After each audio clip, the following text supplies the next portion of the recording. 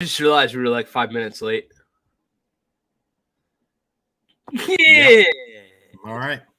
Yes. And we are live. Welcome, everybody, to episode number 96 of the Sling'N podcast. Yes. I ruined everything.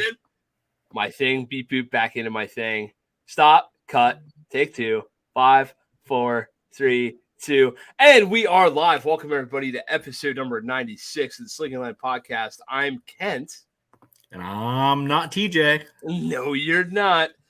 We got Frank Horvath from Patchy Solutions here tonight to talk about ham. That's right. The good kind of ham. No, I thought we were talking about honey glazed and man. I am sorry to disappoint. Golly, man. I thought we were talking about all the different ways you can make a pig taste good. Well, we can do that, but I think that's going to be a topic for another night. I think I'm gonna.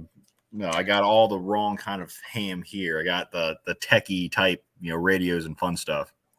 All right. So where are the pigs? Planet Fitness? Zing! I'll tell you what. I've been hanging out in North Kakalaki for the weekend, so I'm a little bit silly pants. No, you've been hanging out with Zach. That's the good and the down. It's a recipe for awesome. Yeah, for sure. So when you're hanging out with Zach, the best part of hanging out with Zach is hanging out with Marsha. Right. And I'll tell you right now, Marsha knows that it is time for the percolator. It's time for the percolator. It's time for the percolator. Oh, my God. I don't know if I can handle this tonight. That woman is a saint, putting up with all our shenanigans for a whole weekend. Zach's like, hey, man, like, it might be cool if we, like, checked our boots before we go in the door. And I'm in there with, like, 11 inches of mud on my boots, just trompe-lomping through there. I'm like, oh, shit. Marsha, I'm sorry. And she just starts laughing. She's like, you two are the same person. That's so funny. That's great. Yeah, Marsha's great. I like being around her when she comes up to the range and whatnot. Yeah, she's cool. She's really cool. Shout out Marsha. Marsha, everybody loves you. But yeah, man. So I'm feeling like a shitheel. I came down to North Kakalaki for 4 days, and I only saw one of the 11 of you dudes that I care to see. Yep. What a jerk. Yeah, I know. But hunting, killing animals. Zach and I have renewed our PETA membership. People eating tasty animals. On the pre-show, I was just sitting here eating some deer ribs that my wife cooked up. They're tasty as hell. So. Love it. I love Landon. Landon goes, Marsha's a hooter. Is hooter than a drunk owl, I tell you. I'm telling you what, man. I'm serious. Only he. Yeah, hooter than a drunk owl. No, but like in the Marsha Zach pairing, Marsha is clearly the attraction in that show. Right. I don't know if you know this, but Marsha hunts deer in a bathrobe, sweatpants, and Crocs. I believe it. I absolutely believe it. I've never seen some more redneck shit in my whole damn life. Jeez. And no, actually, what she has this big Tupperware bin full of like hunting shit. And I'm like, okay, like this girl's got some hunting shit. And she's like, you ever seen a shiwi? And I'm like, I know what a shiwi is. She's in there. She's doing a shiwi shit, man. That's legit. That's great. I love it. That's a hardcore country girl right there. She's gonna put a deer down pretty soon. Yep. I believe it. Yeah, man. Well, I did a little 4 days at R&R, and our mutual good fucking one of the best dudes on the planet, Mr. Zach Cox from Apache, nice enough to invite me down to his family property and hunt some deer. You could have no more amongst our group of people that we do this stuff with. No more honor than to have somebody invite you to their family homestead. Oh yeah, right. So I got invited back too. So that means his dad and mom like me enough. Right. But I mean, my goodness, what a beautiful slice of the country, and it's not hard to see how so many good people come out of so many good places. And that's, I'm really starting to feel the extended family shit between North Carolina and PA, and like, Good. if nothing else, the fucking 10, 11 of us. I know. I didn't bust any ducks. Landon's over here talking shit. I know. Yep. I know. There I haven't was seen. Hold up now. Landon can talk, but I haven't seen him doing anything here recently. He's been buried at work, so he doesn't have much room to talk. Landon's talking shit. I know. I don't know if you know this, but Zach has several unique creatures on his property. He has elk, maybe, or a deeronky. Deeronky, right? There's a deeronky down there. That's a mix between a deer and a donkey. For those of you keeping count. I'm dating and working. Oh, that's right. Landon's got a boyfriend. What's his name, Landon? Landon's dating? Landon's dating. Man, that as of today, my cousin, aunt, sister, Skeeter, she's off the menu. Cousin, aunt, sister, Skeeter. AJ, you want to date his cousin, aunt, sister? No, not anymore. She's married. She got married today. She got married? Today, yep. To a Marine. I see. You Army fuckers. You don't matter. That's awesome. Sister, aunt, cousin, Skeeter. Did she? No, seriously. Did she get married? Yeah, today. Legit to another Marine. Yeah. Will you tell me Skeeter's real name so I can politely say Virginia Ann? Congratulations, Miss Virginia Ann. She'll probably never see this. I'll make sure she does. Yeah, the deeronky. So it was a great weekend, man. I felt so shitty. I'll be honest with you, man. My deer went down. My deer left the fucking planet at the last millisecond before legal light ish. Right. But dude, I would have loved to have come down and hung out and whatever. But Zach says, "Who's laughing in the background?" That would be Mr. AJ, cousin of the king over here. I don't know about that. That's an extent. Yeah. See, he's talking shit. Everybody talks shit. They all talk shit. AJ's living in my basement because he lived in my basement before he went to the Army. Now he went to the Army. He got knocked out. He got beat up. They made him run and walk a lot. He came back with blisters. But my man made it through basic training. And like many men before him in his family bloodline, he ain't no bitch and he didn't quit. So giddy up. Step one. So that's cool.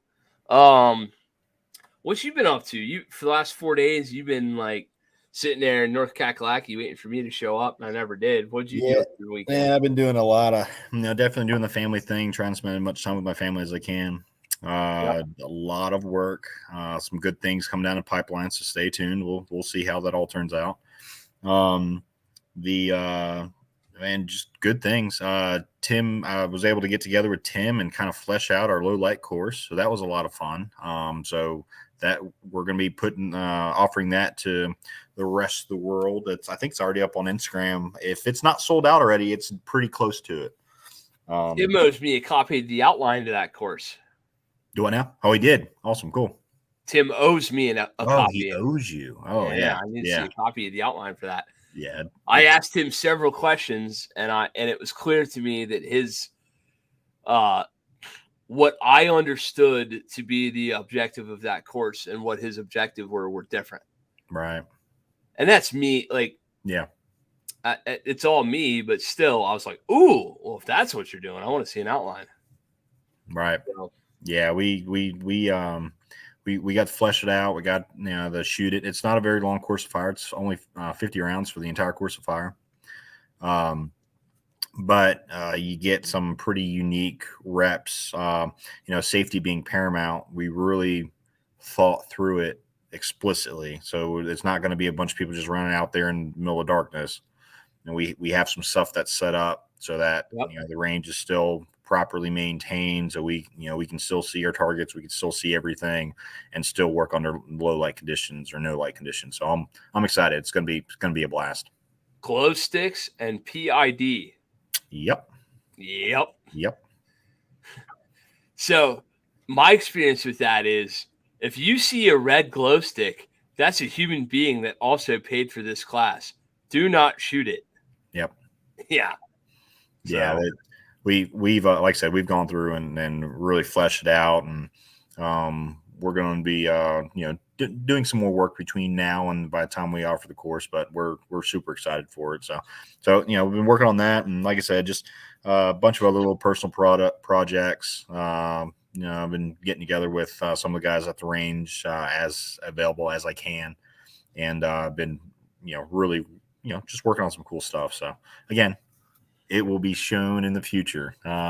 We're coming close to a close on some of our active projects on the range, and then we'll begin starting up some new ones. So again, Instagram, Facebook, all that fun stuff.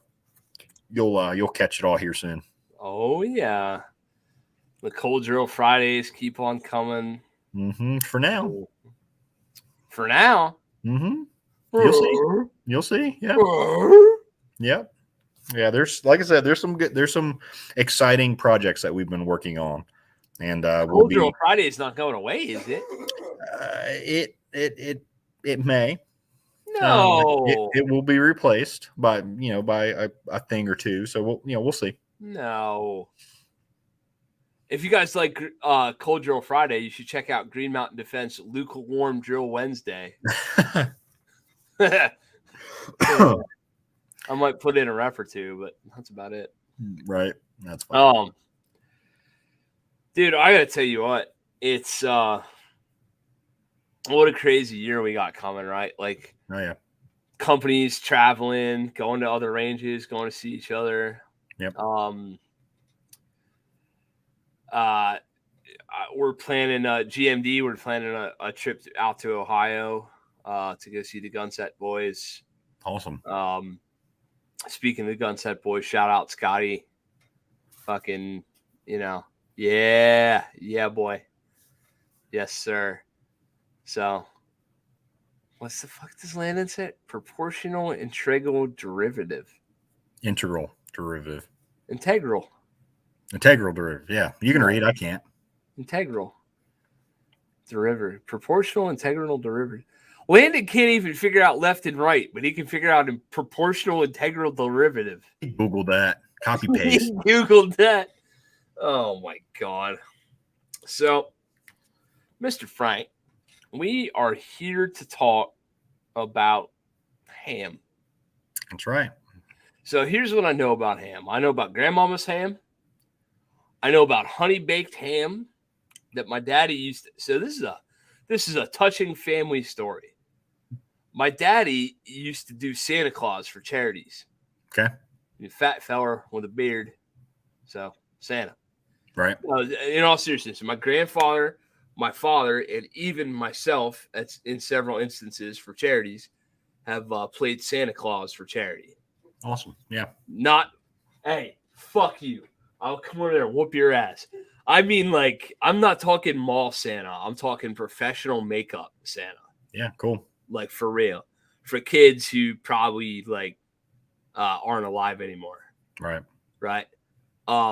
We used to do that shit. My granddaddy, my daddy, myself. I've been thinking about, James up there is like 2, right on cue. I say James and I hear a thud. I love that shit. But I'm gonna get him into some of that shit, take him around, like real serious charity work. Played Santa. Anyway, Santa connects to ham in the following way. There was one charity that insisted on paying my dad in some way. And I ain't taking no money. Every year they gave us a honey baked ham for Christmas. So from like 96 to 03, bro, I know about the ham. Right. That's all I know. Well, so I'm coming from a little different, place than ham. So it's ham radio or amateur radio, one and the same.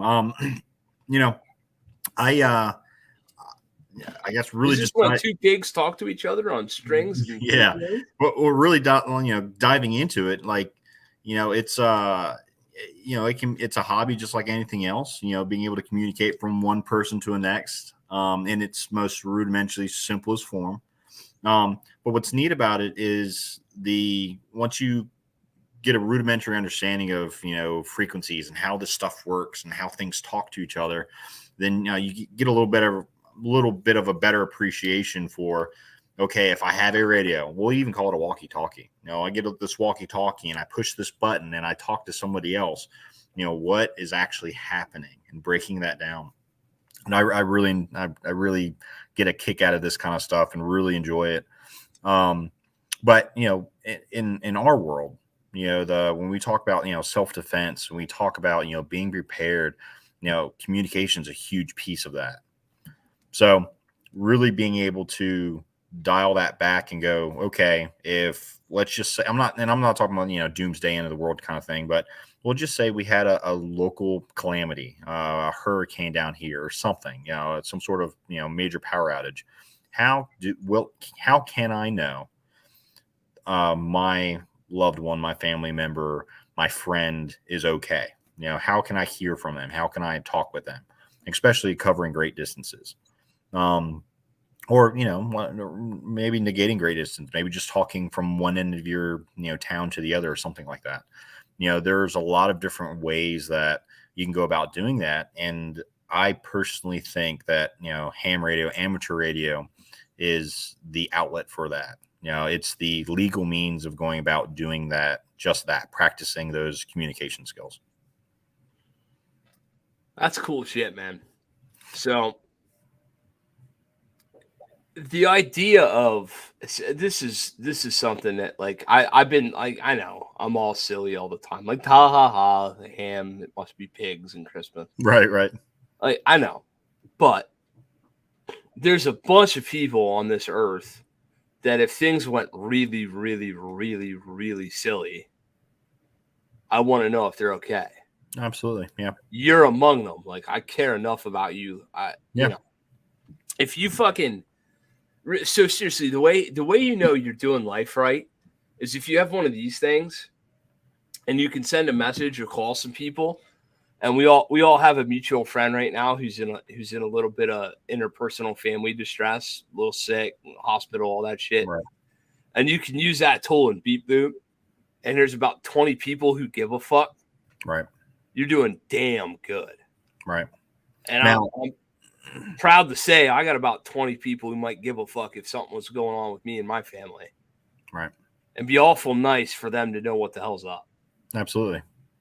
So this is as silly as many geek IT nerd silly ham jokes as I might make throughout the course of the evening. Like we teach the militaries of the planet 3 basic principles: shoot, move, communicate. Right. Absolutely. Fantastic. You can do the first 2. Can you do the third? Because if you can't, you're fucked. Yeah.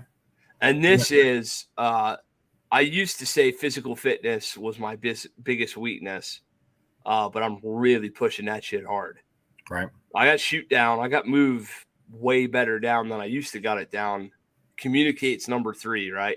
Yep. Absolutely. And I know, just for the purpose, a lot of times on a show like this, like I play like I don't know, and I ask leading questions to pretend I know, like I don't know, but I really do, but I'm leading the guy into what he's going to say.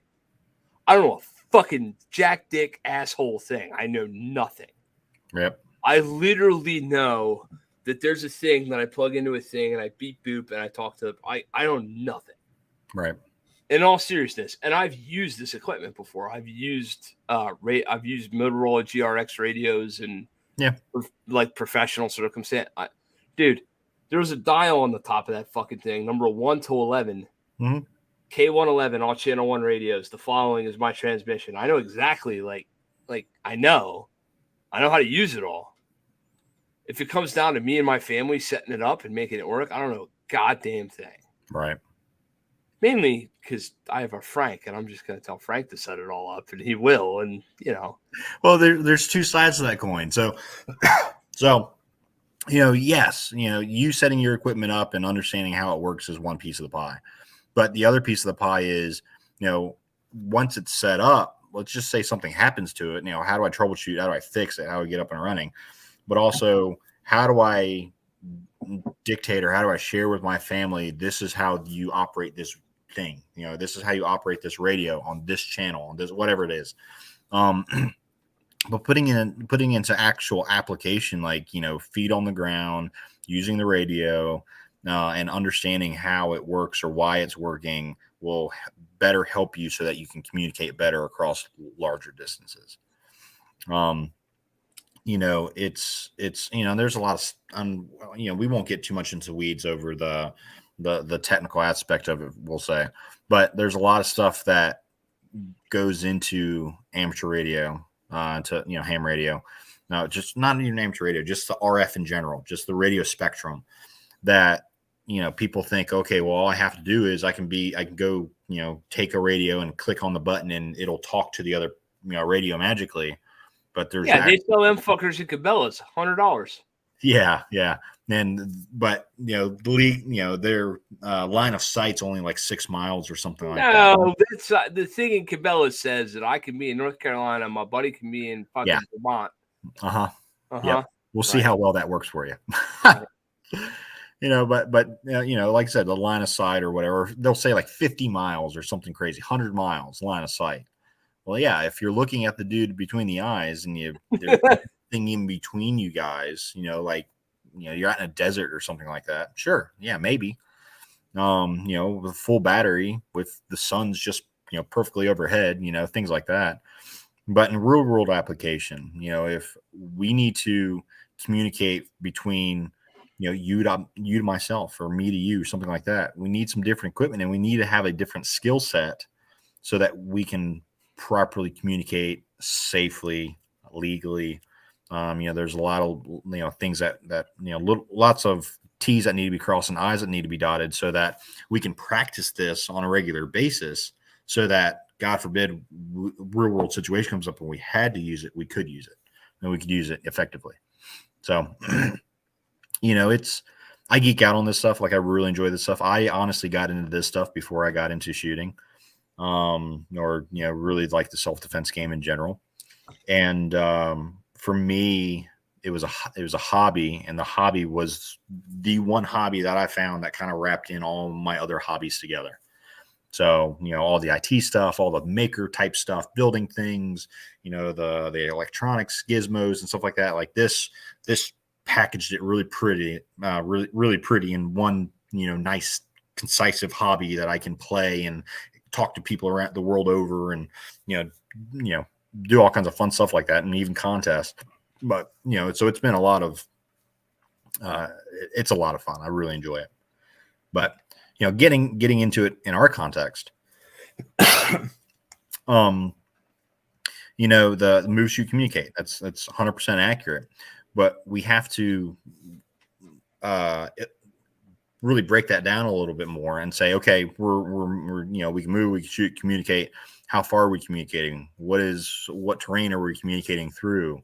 You know, there's just so many other little aspects of that you have to pay attention to. I might have done some homework. All right. Right. So if you're looking for a nice $28,000 a year job, where you get to go hike around all the time professionally, do push-ups, and get yelled at by drill sergeants, you can go be a 25 Charlie in the United States Army. Yep. 25 Charlie is the commo man. He's radio. Yep. Now, in the olden days, radio was the guy in MASH who was wearing fucking pumps and pretending like all hell that he was transsexual or whatever so he can get thrown out of the Army. Right. But in all seriousness, I've throughout my training career and the people I've had the pleasure of training alongside and from and with, and even provided training to, when you talk to dudes from .gov units and you ask them like, hey, who's the most important dude on the team? They say the medic. All right. Who's the most important dude after that? They say the motherfucker who could call the medic.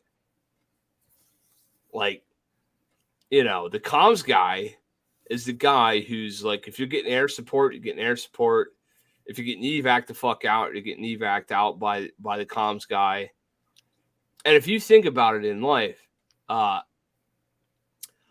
of the most amazing and most terrible events in my life have started with comms. Right. It's somebody on the other end of a piece of equipment telling me that some shit went wrong or right. And if you don't have that, it could be something as simple as a power outage. Right. It's silly. Like I have a guy in my professional day job who, his block, his little section of Pennsylvania lost power today, and it's in the 20s of degrees. It's like 22 degrees, and he's a young father with young kids. I was like, homeboy, you want me to bring by a generator? He's like, what? I'm like, dude, do you want me to make the lights come back on and make the power work with some gasoline? Because I can do that. Right. And to his credit, he works for an organization that does a real good job of being pretty technical, rather than being the dude who was like, oh, come get me and help my family, which I was willing to do. I was like, yeah, dude, I'll come help your family. He was like, how the fuck do I do this? Right. I was like, all right, champ. I'll spend 20 minutes explaining to you how to rig a generator up to your heat pump to keep the heat on for your wife and your little baby. And you know what he did? He went out and got a damn generator and hooked it up for his heat pump for his wife and his family. Giddy up. Yeah. Hell yeah. Right? That's what I'm talking about. So, point being, he would have never had that moderately vital information. I mean, it's not the end of the world. He could clearly have packed his family up and took them to grandpa's house and everything would have been fine. But he would have never gained the knowledge he gained without some communications. Right. And he knew who to call. Who do you call? He called me up. He's like, hey, prepper redneck country gun shooter motherfucker. I'm like, yes, sir. How can I help you? He's like, well, I pay these people $150 a month. I'm like, yeah. And he's like, and their shit don't work today, and my baby's cold. I'm like, well, this is what you do. Right. All comms. Let's take that one step further, and the power company don't work, and the Verizon don't work, and we got serious trouble, don't we? Oh, yeah. Big time. Yeah, most people will just lose their minds at that point. When's the last time that you went to use your phone and it didn't work? Real quick, Green Mountain Defense is called Green Mountain because it started in Vermont. Right. My phone worked 30% of the time. Right. To be real.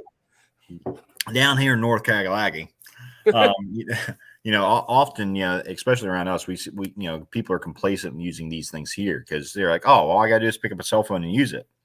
Well, if you've ever been to a concert or something like that, and there's 10,000 other people that are all having the same emergency, trying to call out or trying to get a hold of something, the towers are overloaded. I mean, you can't get out, not with any kind of reliability.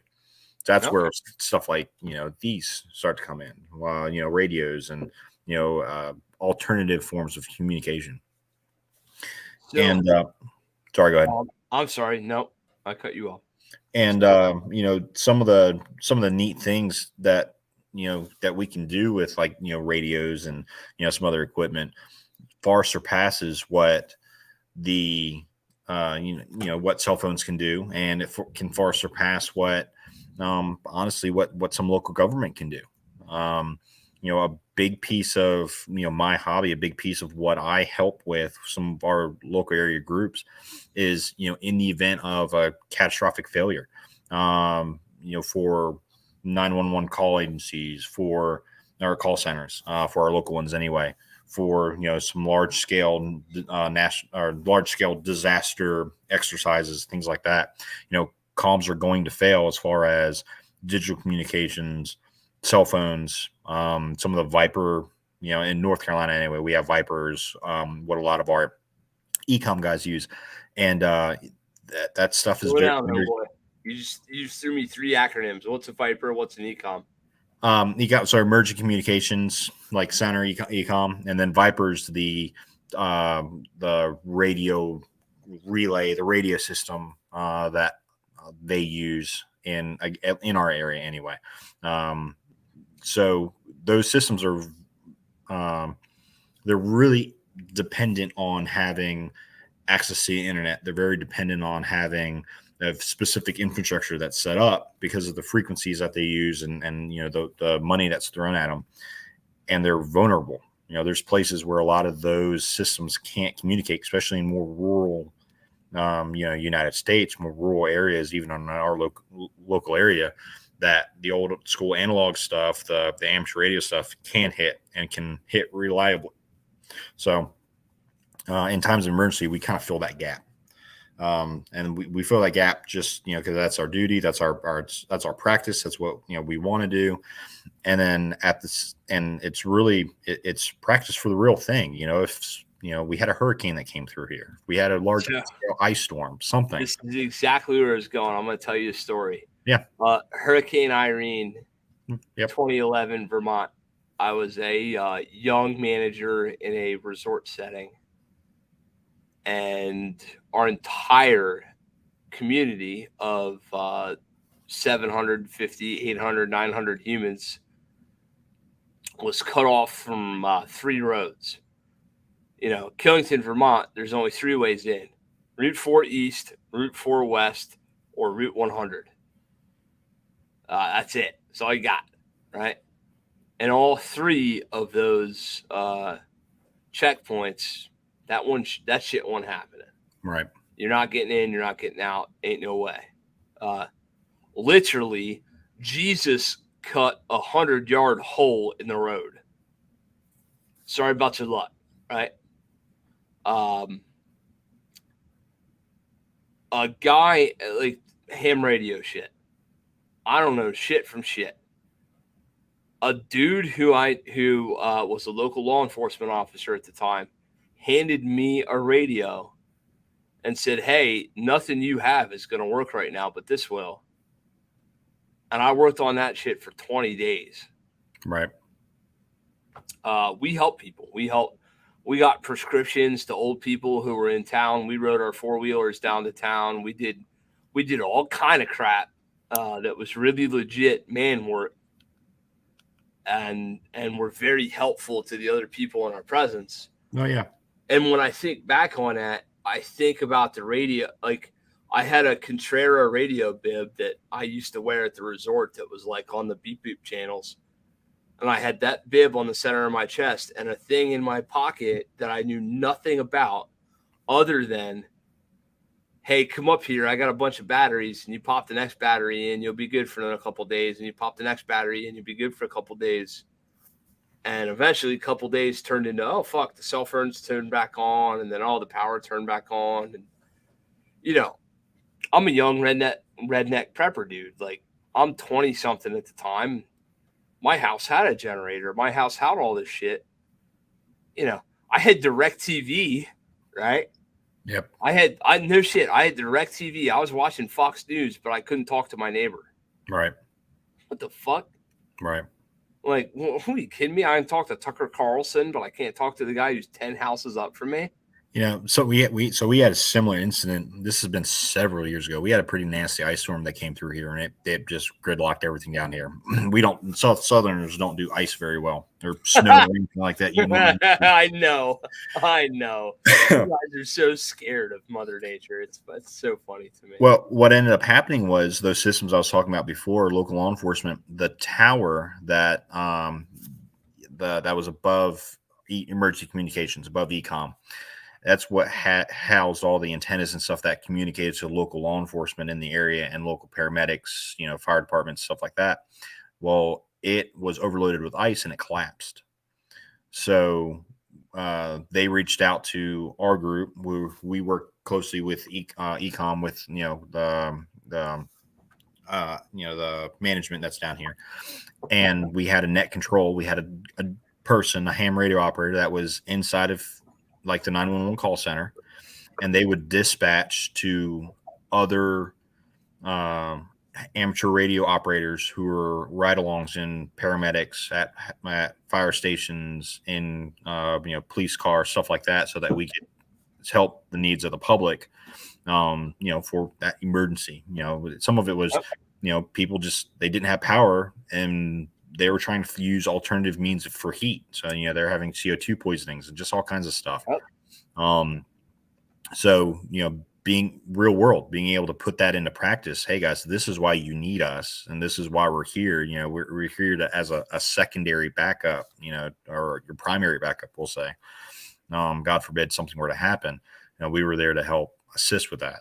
You know, and other things. Sometimes it's not as serious, but we'll say, remember Katrina several years ago? When Katrina rolled through, we had a flurry of health and wellness checks. Hey, I got a friend's brother, sister who lives down in, you know, Long Beach, Mississippi. I haven't heard from them. I want to know if they're okay. So using amateur radio, you can send a relay all the way through down, you know, person to person, talk to talk, almost like a phone tree. Get a emergency health and awareness message to that person wherever they are physically, and then get a relay back. Now, it may happen over, you know, a course of several days or weeks, if communication has to travel like that. But the message is going to get there, and it's going to get back. You're going to have some sort of information somehow. You know, it's kind of the, you know, the neat, the uniqueness of amateur radio, and just where its history was and where it's at today. And it's just so intertwined with, you know, emergency preparedness, and so intertwined with, you know, the communicate piece of, you know, move, shoot, communicate. It's I mean, it goes hand in hand. Yeah, there's there's an 11-year-old little girl who's alive right now because some people knew that mama needed to give birth. Right. Dude, I will never, ever forget being the young fucking tough guy who was like, yeah, I'll go out there and help get that bridge up. Are you kidding me? Like, what do you want to do? Right. Like, I would have never known. As I look back, I didn't know what I was using. I thought hard, long and hard, giggity, Zach. There you go. Long and hard about times in my life that comms have really mattered. Dude, my house was the only house on Killington Road that even had power up in Vermont. That's just because we had a Jenny set up. And, bro, having been the person who heard the call that was like, we need to get an ambulance to this place, and being man enough to drive a truck down there and being I'm nobody's superhero. I was one of fucking 15 dudes rolled up to help. Like, let's figure out what we can do to get some help in here. Right. We got help in there, and mom and baby got to RRMC, and mom and baby are fine now. And baby's probably on the Killington ski team at this point. I'm long since gone in NPA, but I'll tell you right now, I wouldn't have known shit. I went to bed. I had no idea. Right. I wouldn't. Soph wasn't even my wife at the time. I'll never forget getting in my truck. She's like, "What are you doing?" I'm like, "Well, we got a problem." I wouldn't have known. My buddy threw me a thing. He's like, "Here's your radio in case shit gets weird." I had no idea. Right. So, yeah, fuck you. Fuck Justin. Everybody say fuck you, Justin, all at the same time. Numerous times in my life, comms have really mattered. And, you know, as the world turns, here we have our Frank, and we have our guy that can help us with comms. So, I'll be your Sherpa through this mountain pass that is amateur radio. There you go. So, Frank, if you had like the question is always the same, right? Like, number one, I'm a dude. I'm this guy. I'm the husband. I'm the father. I'm the man. This is my responsibility to make sure that the wife and the kids are okay. And that's not sexism. If you're the mom and this is your job, that's fine too. Right. But like, what do I need to have first and foremost? Because everybody wants a credit card solution. Everybody wants to go out and swipe the Amex and then it's over. So what is this stuff I need to have? That's the first question. Because like, hey, Green Mountain Defense, what gun do I need to have? What? Right. Well, what about how to use the gun? Well, I don't know. Which one do I need to have? Right. Right. And you can that is a perfect analogy to amateur radio. So to do it, to do it legally, to do it the way that I would recommend is you need to do a little bit of studying and you need to get your amateur radio license. There's a lot of guys out there that are like, oh, I don't need a license to talk on radio, and why do I need that? Well, there's a couple things to it. Wait. Fuck the government. Well, I hear you. I share those sentiments. This is this should be a right, but at the same time, no, it is a right. You need to be able to practice this without being hindered. You need to be able to learn how to use these frequencies without disrupting other emergency services. That's the big piece of it. So see, now there's the fucking so we're sharing. We have a very short window, a very small window of frequencies that you're permitted to use, and it's because we share other frequencies, the same spread of spectrum with emergency services, with hospitals, with paging systems, with business band radio. Like there's only so much stuff that we can pack inside this RF spectrum. And because of that, because we're sharing this very finite window of resources, you really need to have a little bit of an education so that you understand why and how this works on this particular frequencies or the set of frequencies, and how can I do this safely so I'm not interrupting these other critical services. So I'm gonna make an analogy real quick. Yeah, this would be like a couple of us kicking the FBI out of a range because we thought our gun class mattered more. Yeah, sure. Right? Absolutely, yeah. Yeah. See? I learned. I love it. I done learned.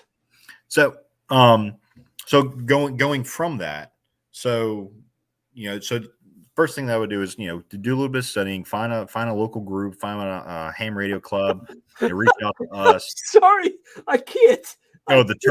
Turkey radio. I can't. Oh God, hold on. Where's TJ when I need him? Let's click this. Right. We should invent a new frequency spectrum and call it Turkey Radio. America, let freedom ring. There's so much wrong with that. Justin. Oh my God, Justin. Keep listening, Justin. Why, Frank? I mean, Justin is the number 11 guy at Green Mountain Defense, okay? Right. Like he's right below Hirsch and the dog and the other dog and the other dog and Sophie and James. Right. And the dude that sweeps your breath. But like seriously, sometimes Justin has some really good ideas. Oh yeah. This is one of them. Why is there not Turkey Radio? No, it is not.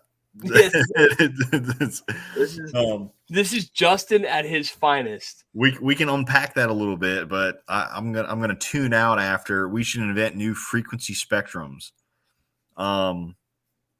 No, they're already out there.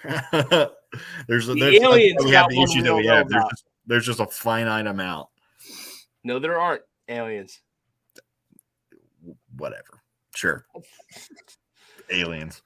He is fucking. I'm telling you right now. I know when Justin, you get. If I send you an email, will you come on the podcast and fuck with him live? Because Justin's on fire. That's great. I just got here. He says, "Why, so Frank? Why can't we just fucking create a new place?" It doesn't work like that. Why? Well, because look at the private in the army's over here giggling. Like, look at live your truth, Frank. I'll live mine. You're right, Justin. I give up. I'm done. Podcast derailed. Podcast derailed. Myself to oblivion. Oh, Justin, you broke him. It's only fucking 15, 40, 30 minutes into a show and you already broke him. No, but going back to the original question, damn it, Justin. getting that ticket, getting that tech ticket, getting doing a little bit of research, finding somebody, reaching out to us, whatever it is, and learning about ham radio enough to where you can pass that simple exam. It's 35 question exam will get you the privileges to be able to log up. You get a fancy call sign, but you also get the privileges to pick up a radio similar to this, and talk get on repeaters, do local communications.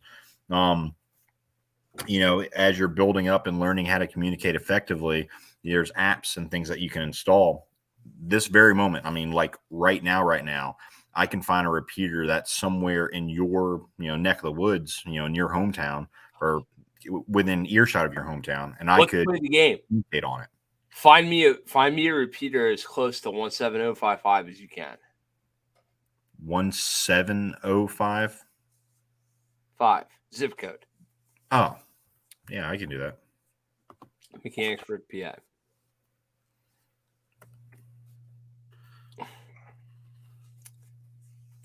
A minute. But anyway, so going through and taking that step, getting licensed first. Like I said, you get a fancy call sign. My call sign's KM4 VDL, Kilo Mike 4 Victor Delta Lima. That was issued to me. I never changed it. And what is that? That is how you identify yourself. So on air, that's how you know that you're talking to the person that you're talking to.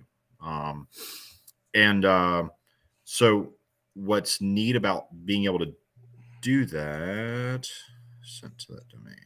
Interesting. So what's neat about being able to do that is you can now start to, like I said, exercise that muscle, exercise communicating, and really understand, what when I say frequencies, what does that actually mean? When I talk about bands, what does that mean?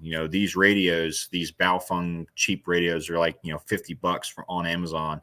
They operate on 2 meter and 70 centimeter bands. That means nothing to you. 2 meter, 70 centimeter. Yep. Okay. So just me saying that means nothing to you. But if you, I understand what the measurements are. Yeah, but if you go through a class, then you'll go, okay, well, what I'm really saying is I'm saying, okay, 2 meter, 144 to 148 megahertz. I'm somewhere in that band. 70 centimeter, I'm at 440 megahertz to 400 and whatever. I'm 450 megahertz. I'm able to. I have some information. I have a group of frequencies that I can now know that, okay, well, if I dial this particular frequency, I can key up and I can potentially talk to somebody or talk to a repeater or, whatever. And then from there, from that same class, that entry level class, you also understand a little bit about electronics. You understand, okay, I know I'm taking this class so I could pick this up and talk, but I can also go through and I know what a diode is. I know what an LED, what that stands for, what that means. I understand alternating and direct current. Like, it really helps break some of that stuff down, so it's not so 24 volt versus 120.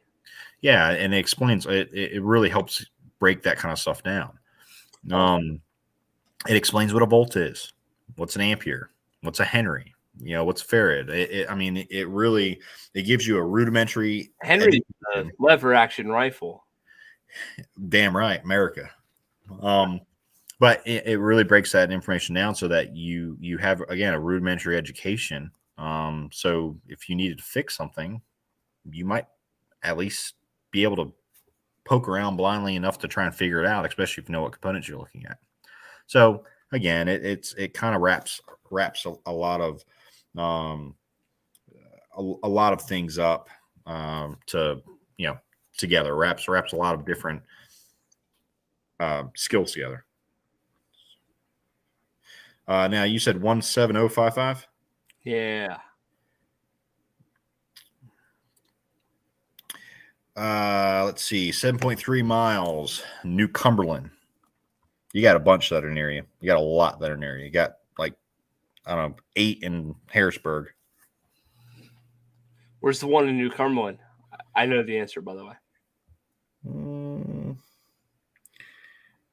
Interstate 1. South. It says interstate repeater, York, PA. I'd have to pull this up to find its exact location. It's on the top of the mountain that West Shore Sportsmen's Association is. Oh, yeah? Oh, yeah. All right. Turns out the gun club dudes are also amateur radio dudes. Oh, yeah? Shocker. Yeah. Shocker. Yeah, right? Anybody shocked? No, I'm not shocked. Yeah, so Kilo Bravo 3 Tango Whiskey. New Cumberland. Cool. I like whiskey. I like whiskey. My call sign back in the day was K111. K111. Okay. Yeah. Interesting. That was on a business band frequency. Yep. So you know, like I said, so at its basic form, at its, you know, you go, you take your test, really easy test, you knock that out, do a little bit of studying beforehand. You go out and you buy one of these radios. This is just cheap little Baofeng. From there, you'll use an app or something like that, just like the app that I use Repeater Book to be able to go through and find all the different repeaters and the frequencies that they operate on. What's the name of that app? A Repeater Book. Thank you. That's in your area. And then you can say, okay, so we'll say this New Cumberland, this top repeater. I go ahead and I punch that information into my radio. I make sure my offset's correct, make sure my color code's correct, whatever it is, and then I push the button. Boop. It'll talk to the repeater, and then I can say, hey, this is KM4 VDL. Is there anybody on this repeater listening? And I can start carrying on a conversation with somebody that I've never met before, just because they share the same hobby of amateur radio, or they have that same, interest, or we'll say, you get your ticket, you get your tech ticket, I have my tech ticket, we're both within earshot of this repeater. I can say, hey, Kent, KD4003, whatever. This is Cam4 VDL. How are you doing, man? What's up? I'm, 20 minutes out from your house, whatever it is. We can actually carry on a conversation that's not on the cell phone. So it's open communication. What is offset? Give me like a 2-minute explanation on what offset is. Okay, so repeaters work in frequency pairs. So, excuse me. So with those pairs, you'll have a transmitting frequency and a receive frequency. Offset is just the amount of difference that's between these pairs.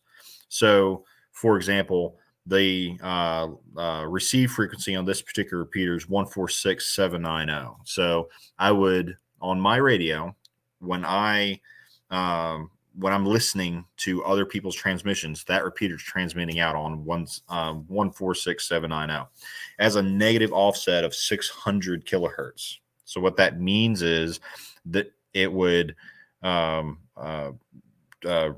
the same radio, when I transmit, or when that radio is receiving, its receive is at a 146,190. So it's a net loss of 600 kilohertz. So it can both transmit and receive simultaneously at the same time on that one device. And by being able to do that, you can you'll have a device that you can transmit to and receive to at the exact same time. So that offset's just literally, that it's just an offset of a specific frequency amount, or that's, a specific amount per band.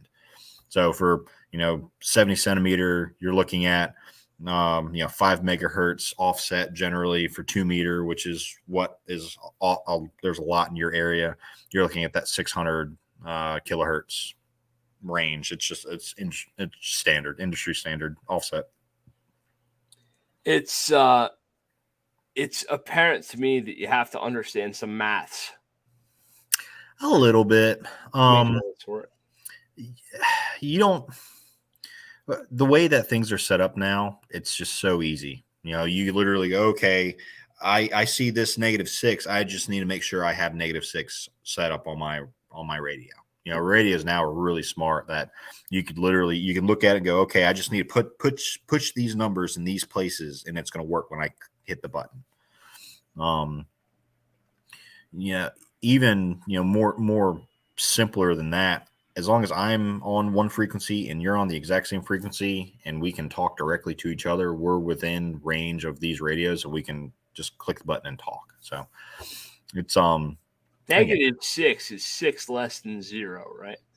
Yes. Okay. Sure. Oof. I don't know. I don't know about all this.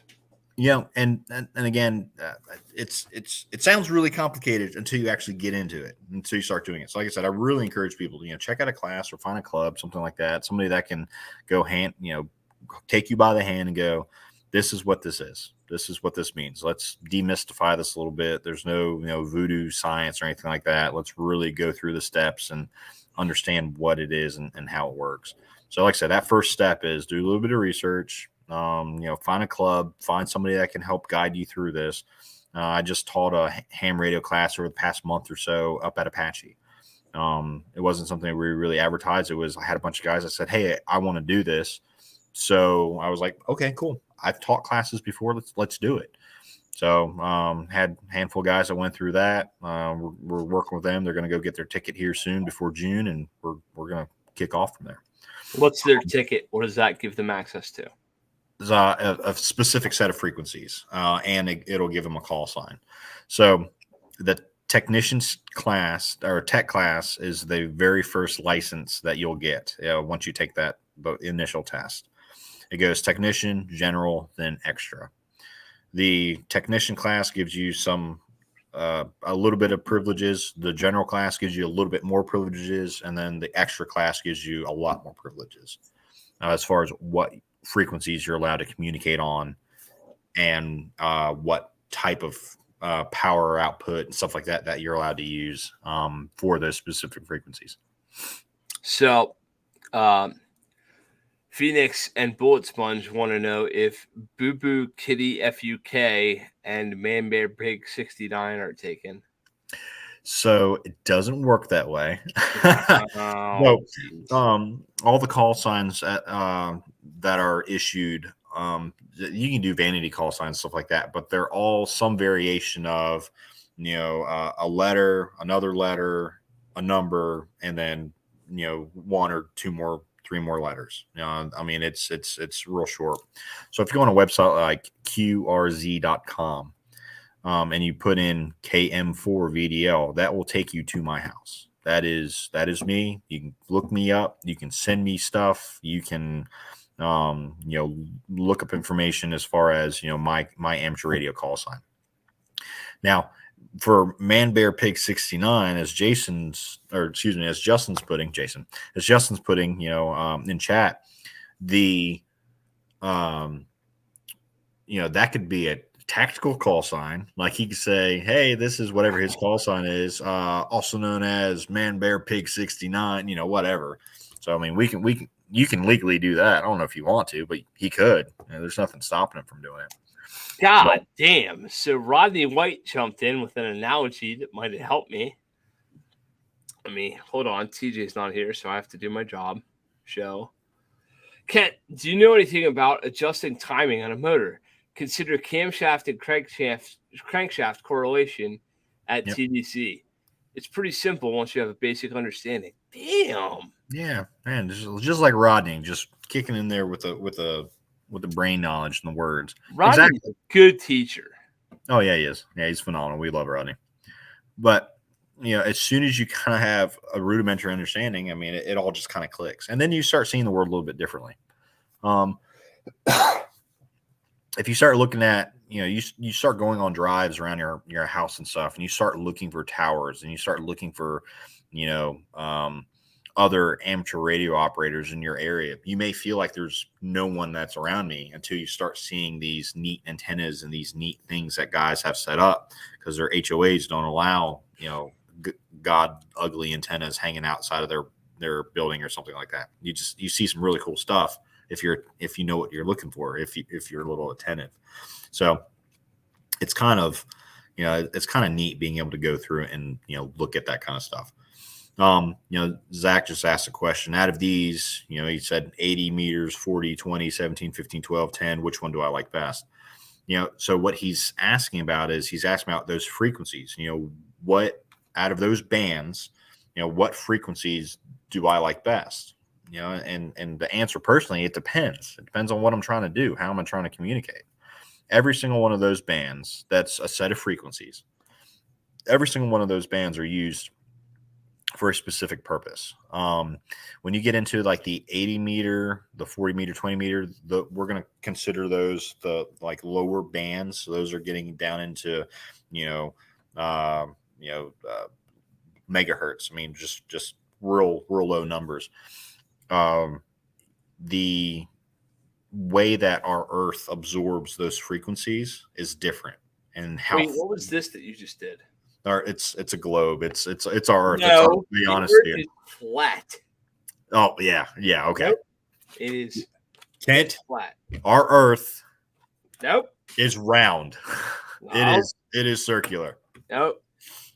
That's Yeah, go to hell. bullshit. I can prove it. No, Magellan did not. I almost said Columbus did not circumnavigate the globe. Columbus did not. Magellan also did not circumnavigate the globe. I got you. Yeah. I'm saying.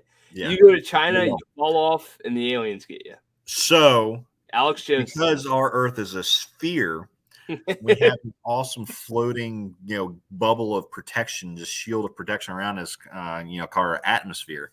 There are places on that atmosphere that allow certain frequencies to either rip through it and go, straight through the atmosphere, or we can use certain frequencies to bounce off of the atmosphere and talk somewhere really far away. I don't know about you. Oh, it's so much fun. It's really cool. So that's how you and I can communicate directly to each other without anybody else being involved.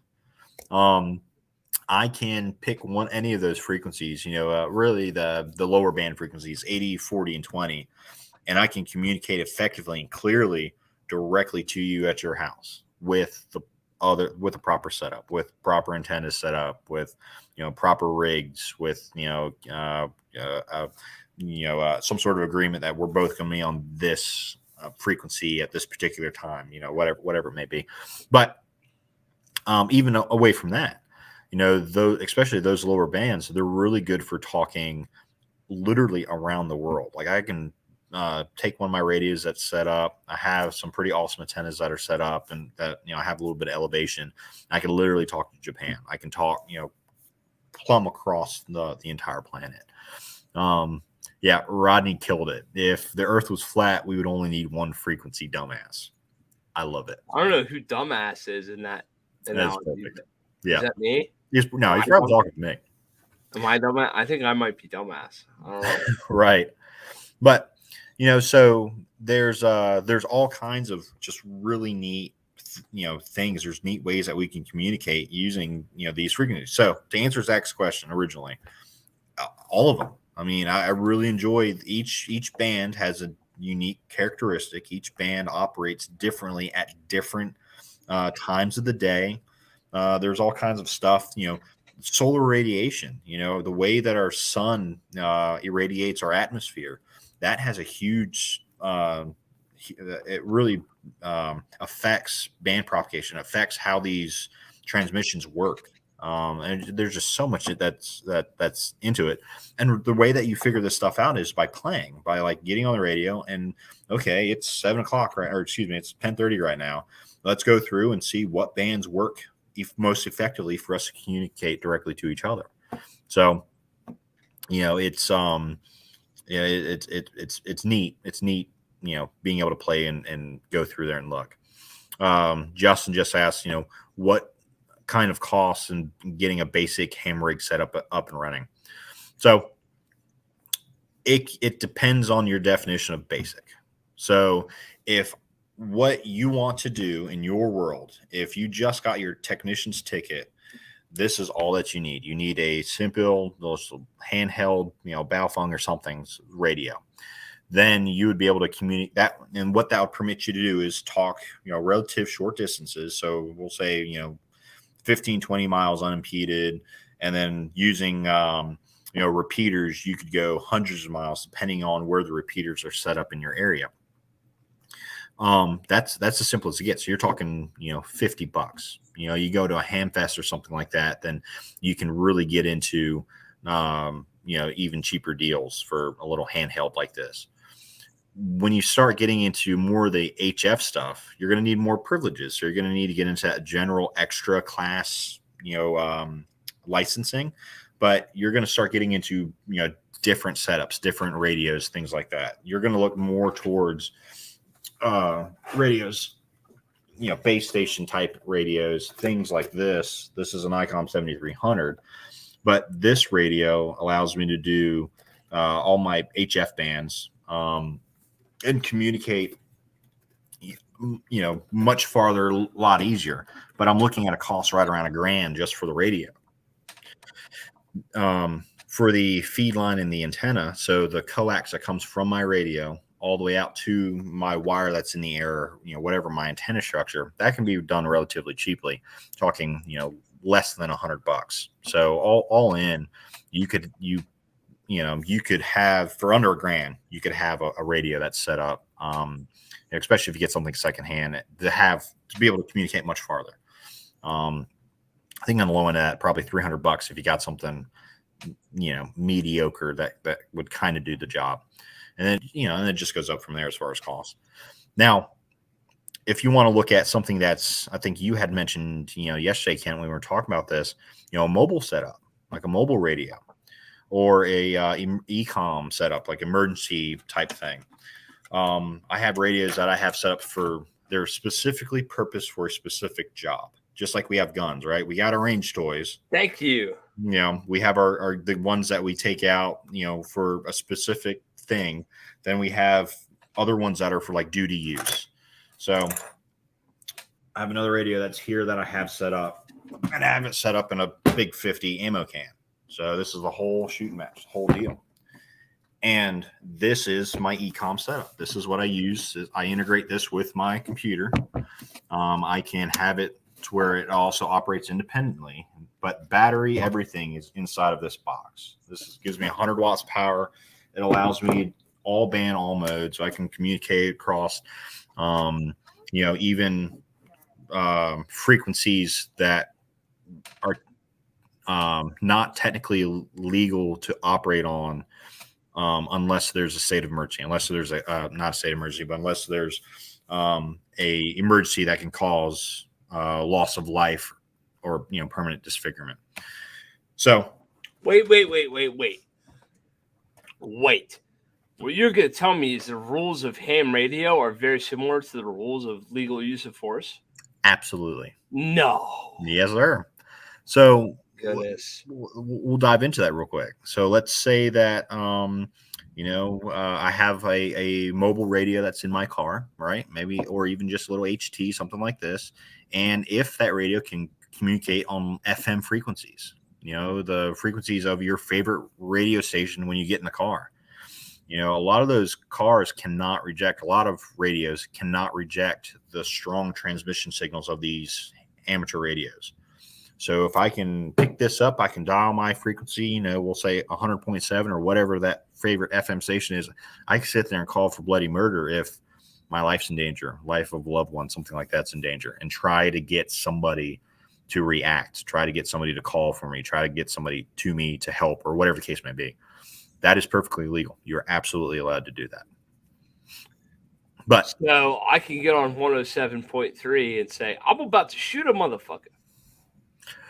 It's probably frowned upon. But if it were to, save a life or, permanent disfigurement, something like that, right, according to the FCC, you're legal to do. I can get on 107.3 and say, ability, opportunity, and jeopardy.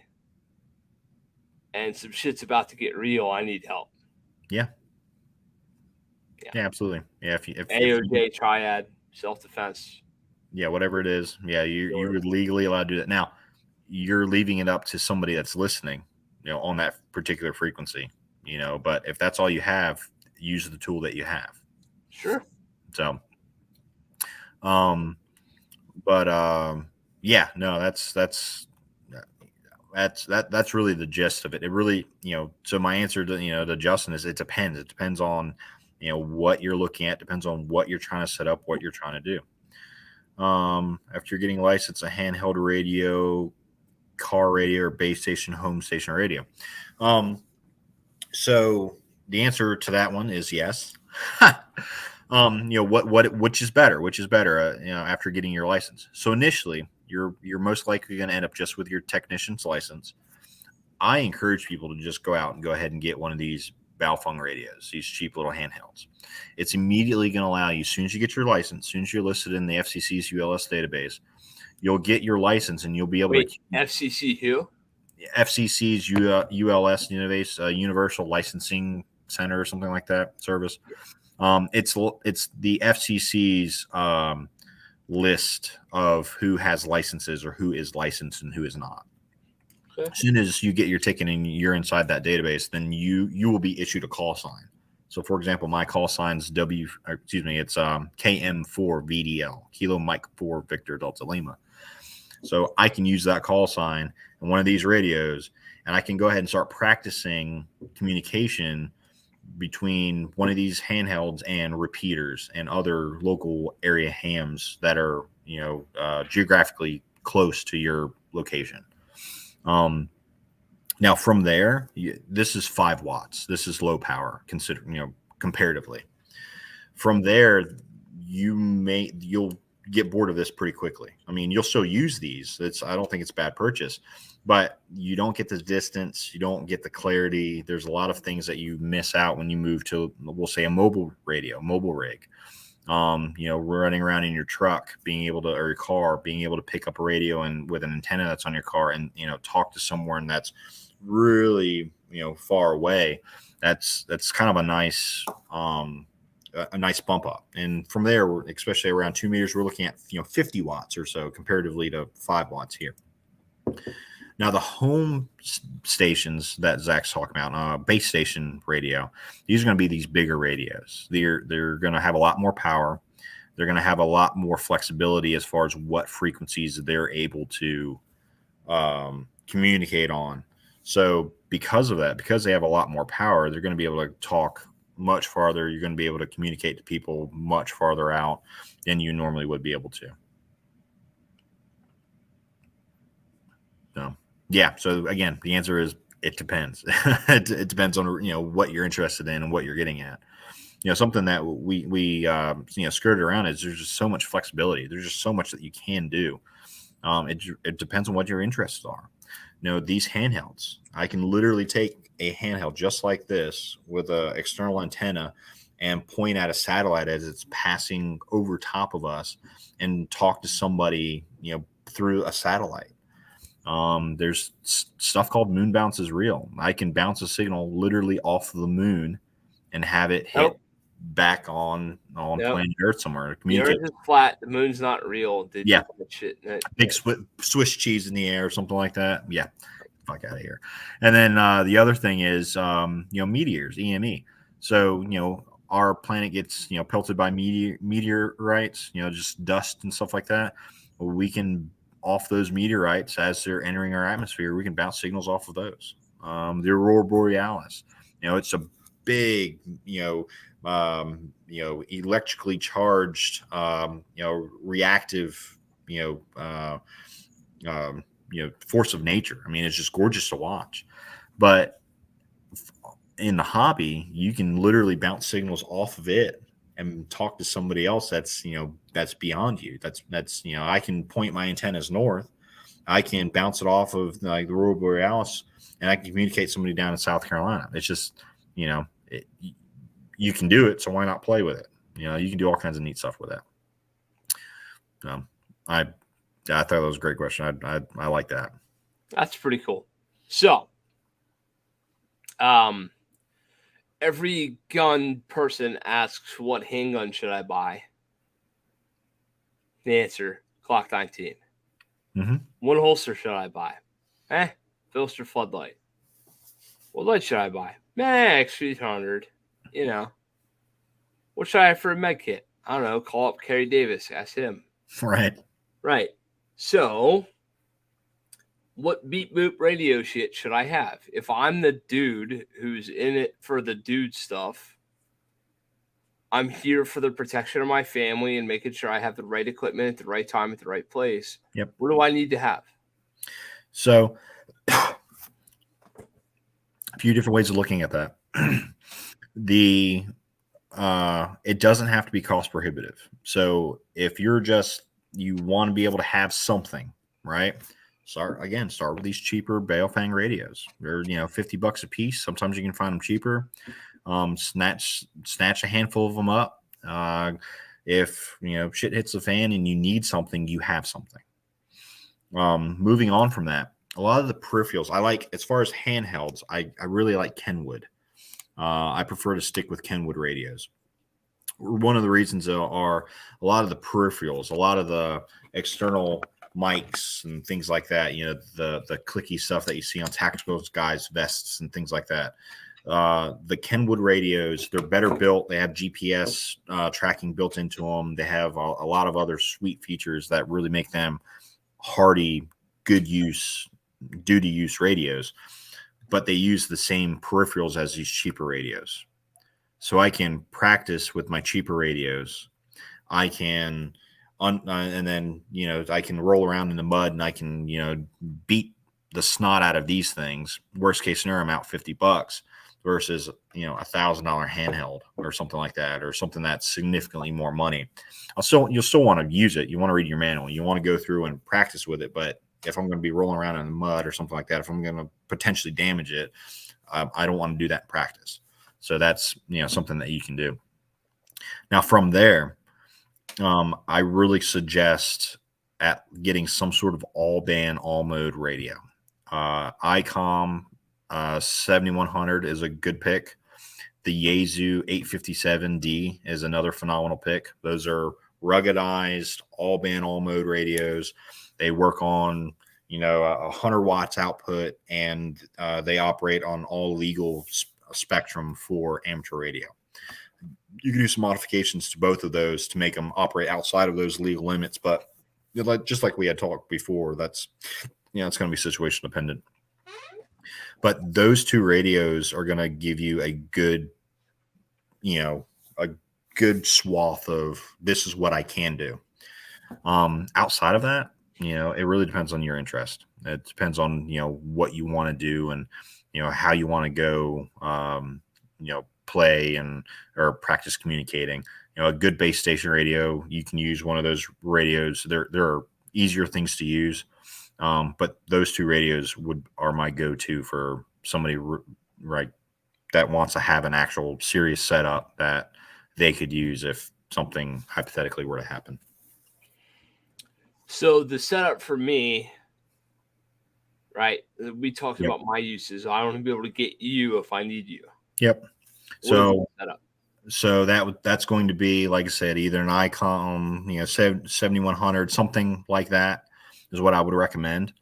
Or a Yaesu 857D, something that's a little more organized, something that's multi-use for you.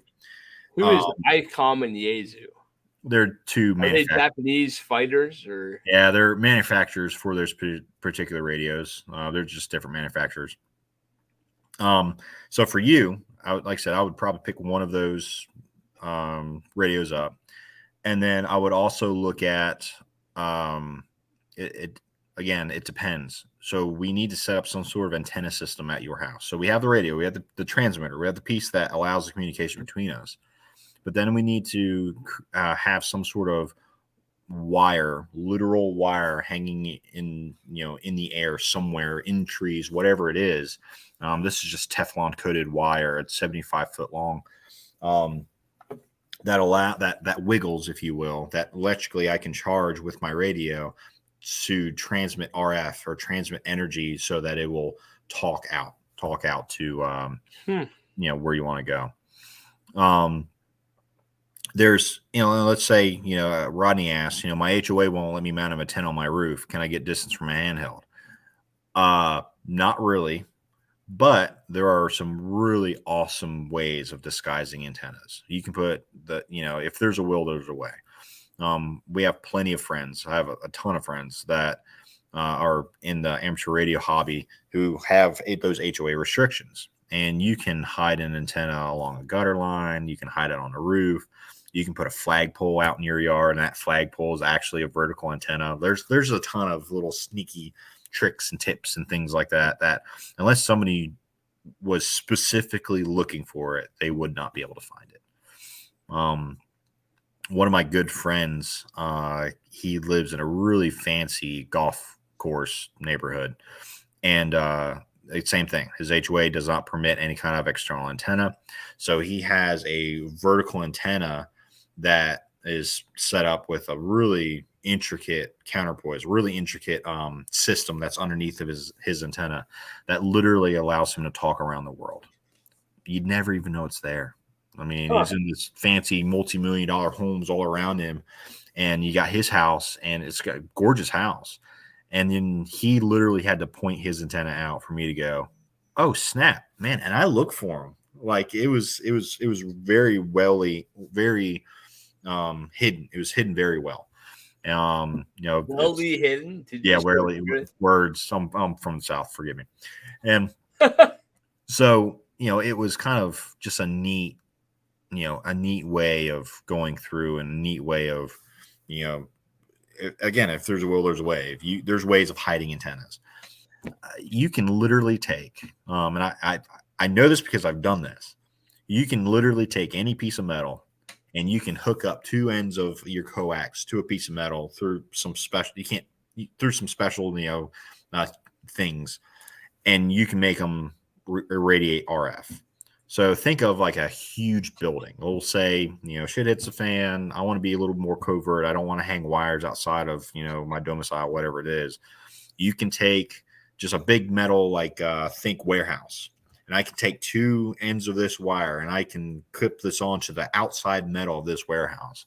And I can make that warehouse irradiate RF. So I can communicate. My antenna is the freaking building that I'm sitting in.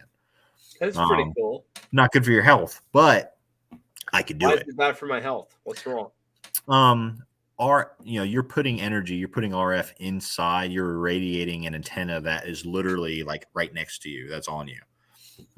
It can do some funny things to the human body. Lower frequencies, not so much. When we start getting into like higher stuff, microwaves, and you're putting a lot of power into them, it tends to do things like mutate cells and ionize, and you start tasting funny things. It's not good for your health. It can shorten your lifespan a little bit.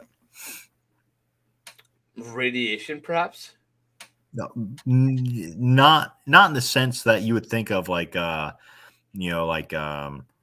nuclear radiation or something like that, but the just the way that it affects your cells potentially. Not a lot of stuff that we play with in the amateur radio hobby. You're fine, but if you get into some higher end stuff, some stuff where you get into some big money, you got to spend big money to get into it. You can cause some damage. You can tickle some things that don't need to be tickled. Tickle some things. Christ. That's terrifying. Yeah, it's fun. Legal limit for amateur radio operator is 1,500 watts. That's what is a watt? It's a watt. It's a unit of power. So how much power that you're able to put out. So this little handheld here with a fully charged battery, when the handheld is on high power, puts out 5 watts. So it's irradiating 5 watts of power. 5 watts can go a tremendous distance. On the right frequency, with the correct antenna, all that fun stuff. For some bigger setups, for some like base stations, if I'm really wanting to pound in and really talk to someone direct so that they can hear me and everybody in the world can hear me, and I would push close to that 1,500 watts PEP to really communicate directly, very clearly and very loudly in someone's direction. So, that 1,500 watts, if you're not careful, you can burn a lot of stuff up. If you got somebody that's outside and your antenna is close to the ground and you key up with that 1,500 watts, the other person's going to know it. Their feelings are going to start talking to them. Their feelings are going to start talking to them. That's pretty funny. Yep. I wish I was joking. That's dead serious. You're going to start like smelling colors and tasting. Oh yeah, man. Yeah, it can get interesting very quickly. But yeah, it's just again, it really depends. It depends on where you get into. And then, let's just say, I'm off grid. I still need a way of being able to power this equipment. So what do I need to look at? Solar or whatever. Solar, yeah, I have some solar arrays. This is just a little 40-watt one right here. It's a little King Solar, but this grid that I have set up, I have this plugs directly into my controller that's over here for this radio. So, this will actively charge my radio. It won't run it off of solar, but it'll charge the battery that my rig is running off of, my radio is running off of. So, you really got to think of everything kind of as a system. Everything kind of works together with everything else. We kind of talked about radios, kind of roughly talked about antennas. There's a bunch of different antennas and different things that you can do there.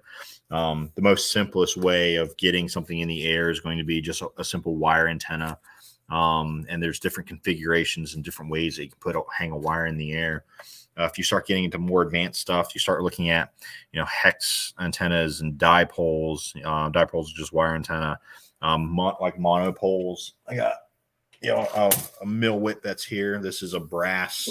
This is, pretty long antenna, but this is a brass counterpoised antenna that I can set up and do near vertical instant skywave stuff. So I can, bounce. Whoa. Near vertical what? Skywave. So I can take this antenna, I can have it at a specific angle, and I can bounce radiation RF off of the earth, off of the ground, and have it bounce out somewhere, hundreds of miles away from me. It's used more for talking around a geographical location that's near you, within a few hundred miles that's around you. Whereas, a wire dipole, will say, that's used for talking, depending on the configuration and the height. It's more talking for much farther distances, much farther away, hundreds of miles, far away from you. It's kind of instead of that intermediate area. Let's see. The other thing that you can look at are going to be like beam antennas. Beam antennas are very directionalized. They have a rotor that's on them that spins the antenna around. And beam antennas are good for talking directly to somebody else. If you have two guys that have beam antennas and they're pointed both the beams directly at each other, they're going to have very clear, very concise communications. But it's going to they're going to be limited as far as you have to both have height. You both have to have this big array that's in the air, 29 yards, and that may be limiting for many. Let's see, Zach. Whether I'm interested or not in getting my license for Murchie's far use, what radio should I buy? Of course, I can't broadcast on it, but other people can monitor it. Is it illegal to broadcast? But listening is fantastic and awesome. Gives you guys a bug to get your license. And he's right. So same thing as I had said, Zach, before, man, these little Bofang radios they're the ticket. They're cheap. The cheap way of getting into it. And you can do exactly that. You can monitor. You can listen. These radios are also good for listening to like the NOAA broadcast stations. The NOAA weather. Wait. He's the guy that built the Ark, right? No, yeah. Was it NOAA? NOAA? No, was it? Now you're gonna make me look it up. National Association of Weather Assholes. Almost. National Oceanic and Atmospheric Administration. Those guys. You're close. National Weather Service. They're weather channels that are set up so you can monitor those weather channels in your area and get a rough idea of what the weather is, even though you may not have television or internet at your house. You can kind of have a rough idea of, severe weather and things like that, in your area. But again, that's a great point, Zach. I mean, that's the same thing I would do. I would go ahead and pick one of those up. You can use it now, listen to it now, get playing with the buttons, things like that. You just can't key it up. You can't talk to somebody, not legally anyway. What happens if you do? Big fine and jail if you're caught. So, Yep.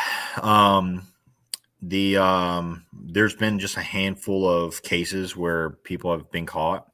Amateur radio does a really good job of policing itself, where there's no governance that's over top of us. I mean, we get the FCC issues our credentials to us. They license us to be able to communicate using the frequencies. But amateur radio, we govern ourselves as far as making sure that people are doing what they're supposed to within guidelines and with rules.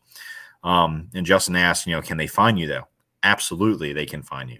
It's actually very easy. Directional finding, it's called fox hunting. There are vehicles and there are arrays set up on top of cars, and you can do it with handhelds and a little bit of practice.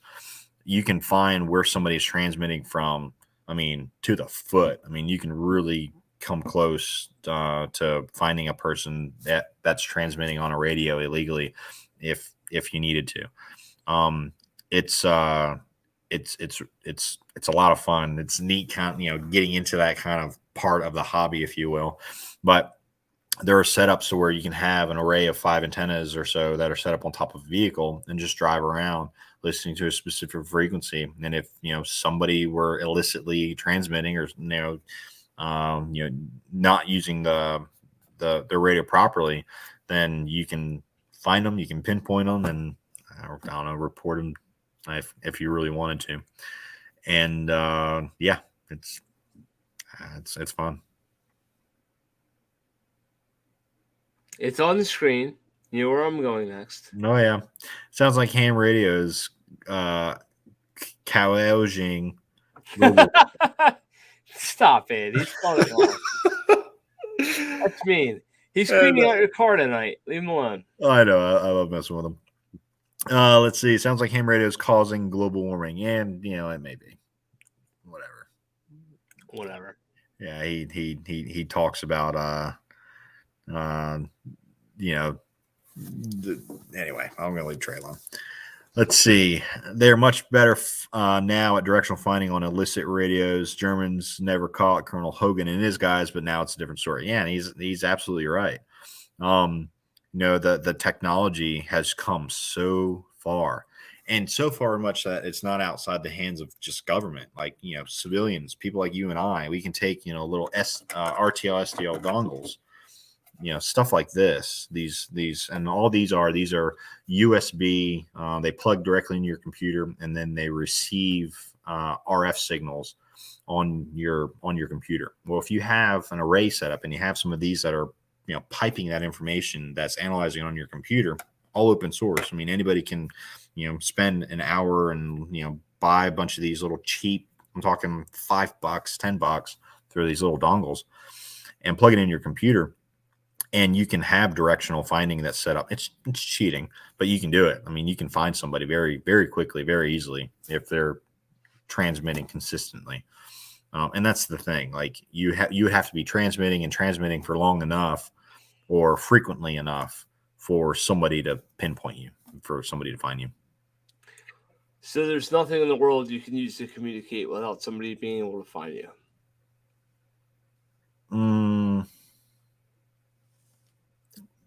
Not legally. Ooh, all right. How do you do it illegally? I mean, if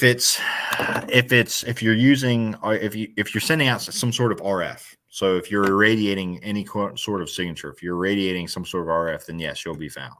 If you're using digital communications, or if you're using a remote, so if you're operating a rig or operating a device that is not where your physical location is, but it's connected in some way, either via RF or via digital communications like a computer, internet, something like that, then there absolutely you can transmit information. You can communicate from a remote site, or you can communicate encrypted and securely from a device to somebody else that also has the same encrypted and secure setup. So you could do it. It's just not on the amateur radio side.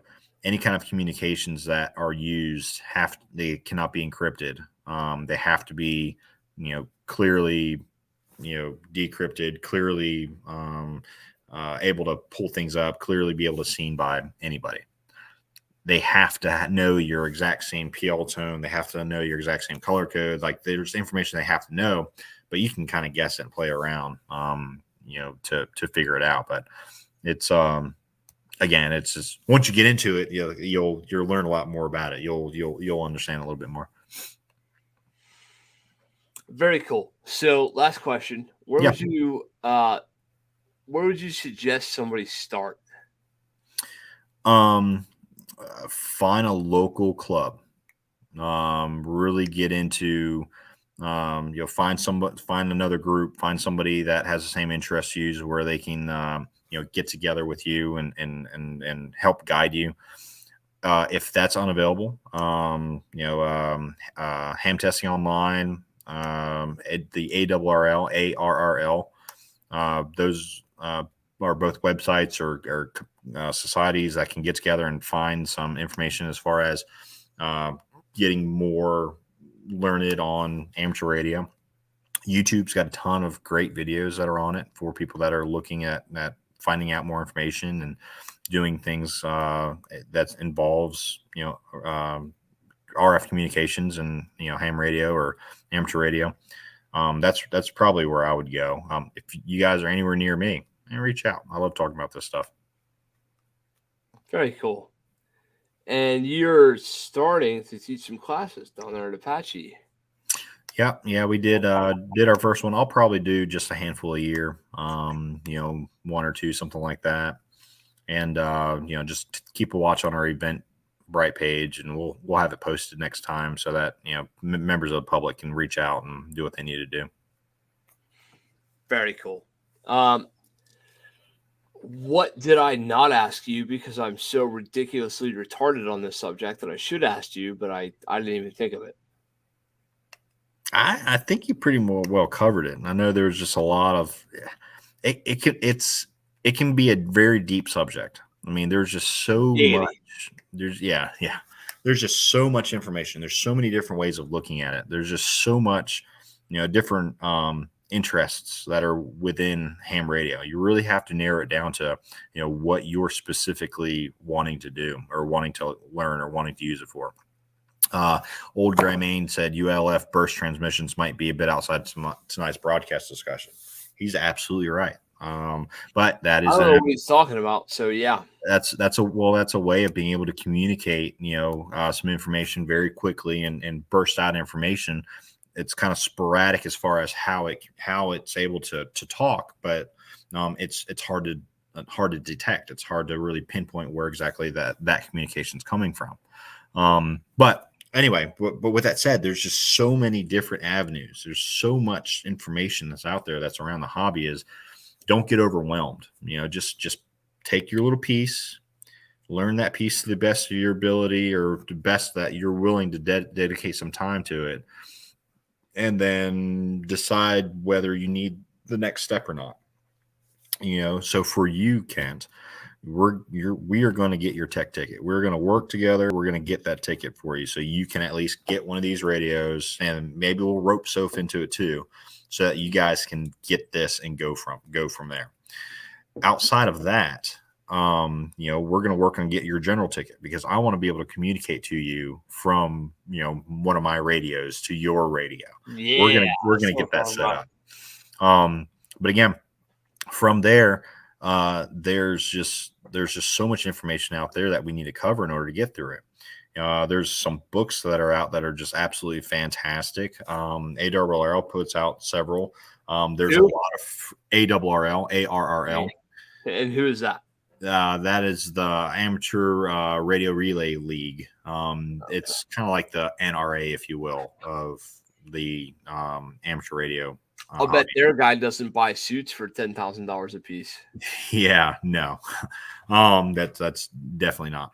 But they put out a lot of really good information, contests and games and things like that. Information that people are able to get on and practice the hobby. They have some fantastic books that are out. There are other books that are out that help again with the studying and help produce study guides and stuff like that.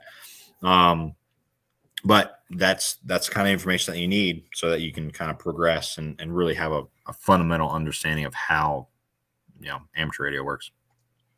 Yeah, but I mean, push the button. Yeah. Yep. Yeah. At its base, that's where you're at. For sure. So, old gray man, what do you mean I need to read a book? I've read several books. You need to read a book on ham radio. Again, I still thought we were talking about Christmas hams all night. Oh well, we lost Sling'N a long time ago. He's gone. It's gone. It's fine. So, if you were to give one piece of advice to somebody who's thinking and starting in this endeavor, Frank, what would it be? Find a club. Find somebody else that's interested in it and let them guide you. Cool. So somebody who's been around it a couple of years, maybe could be a little mentor status to you. Yeah. Has some basic knowledge. Yeah, for sure. Kind of like I have yet to meet a club, and I like if I could travel somewhere, if they have a club meeting, I like poking in and just meeting these guys because ham radio operators are generally like a big family, just like family. There are some nuts. I was gonna say, but what frequency do I tune into to hear about the chemtrails? Yeah, exactly. I mean, it's out there. But with that said, I have never met a group to this day. I have not met a group that was not willing to welcome somebody that is interested in amateur radio into their circle.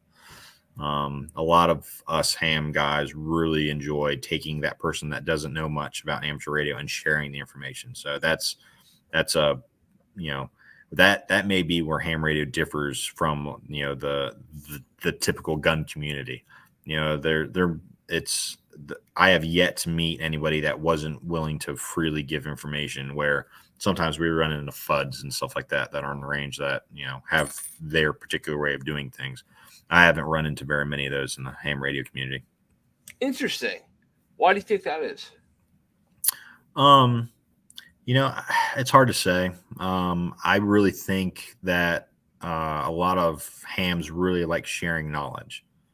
And I think that that's just kind of across the board. We may not agree with the way things are set up or working, but we're willing to talk about it. Amateur radio really revolves around communication. So to be an effective communicator, you need to be able to talk to people. Now, it may not be verbally, maybe not on phone, but you may be sending a message, you may be talking, but you're constantly communicating with people or things.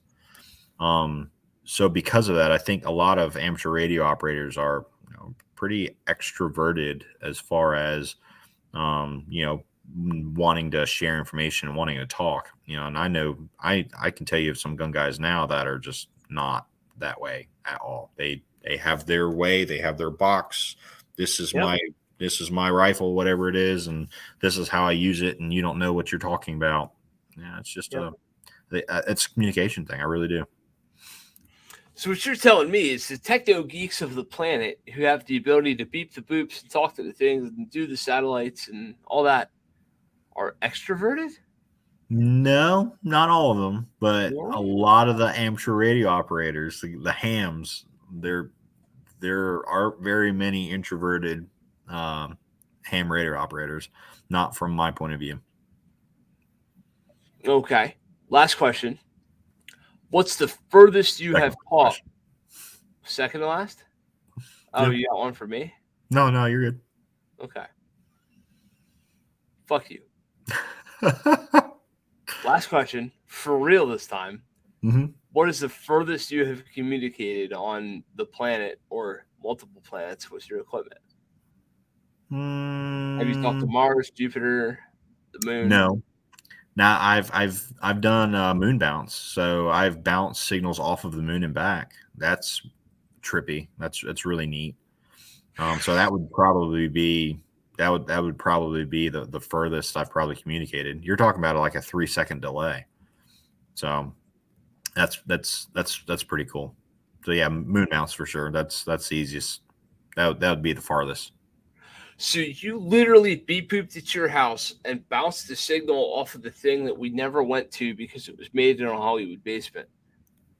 Yes, because it's actually up there and it's a big rock and dust and stuff. But yeah, absolutely. Was able to, bee boop, if you will, and bounce it off of that big rock in the sky and communicated with another guy who was doing the same thing at the same time I was. What did y'all say? Just past information. I just picture like you and Justin being like, yeah. More often than not, we'll say, we'll transmit, hey, I'm Cam4 VDLs, anybody out there, something like that. And somebody will respond if they're hearing or if they're doing the same thing. And then we'll talk about, our radios. We'll talk about our setup. We'll talk about, what antennas we have in the air, just general stuff. It's a lot of fun. It's a big community. There are some nuts, but there's big community. There's a lot of guys that they're pretty cool. Well, according to Phoenix, I'm a national treasure. No, right. Yeah. Giddy up. Hell yeah. Beep boop the moon. That's what you did. Beep boop the moon. You beep boop the moon. That's what I see. Whew. My head hurts. Oh yeah. Man, I don't know if did we learn anything tonight, audience? I feel like I did. We talked about quite a bit. We are live. Welcome everybody to episode number 26. The moon just beep booped me. All I was trying to do is minimize the window, and the moon just literally beep booped me. That's funny. So that's not okay. It's because it's a Mac. Your amateur radio is probably better than my Mac computer, isn't it? Oh, absolutely. Stop it. It costs more. I can guarantee that. Oh, okay.